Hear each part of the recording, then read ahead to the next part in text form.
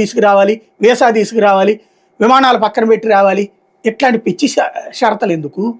దాన్ని అమలు చేయలేదని చెప్పేసి అరెస్టులు కేసులు పెట్టుకోవడం ఎందుకు?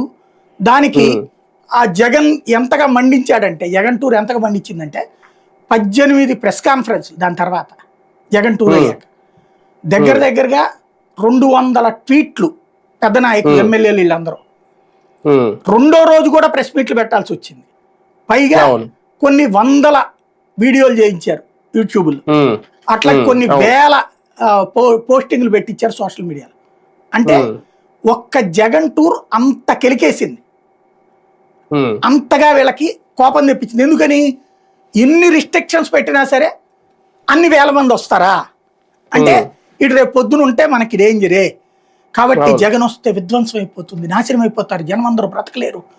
ఇది మళ్ళీ మధ్యలో రంగంలోకి వచ్చేసారు పవన్ కళ్యాణ్, మళ్ళీ మధ్యలో రంగంలోకి వచ్చేసింది షర్మిల. విచిత్రం ఏంటంటే ఈవిడ గారిని హైదరాబాద్లో యాజిటేషన్ ఆపితే కారులో కూర్చుని చివరికి అదేది ఎత్తుకెళ్లే వెహికల్ వచ్చి తీసుకెళ్తున్నా కూడా అట్లాగే కూర్చుంది. ప్రజాస్వామ్యంలో హక్కు లేదా, ప్రజాస్వామ్యంలో హక్కు లేదా అని నిలదీసింది. వాళ్ళ అన్నని అట్టెళ్తాడు అని అడుగుతోంది.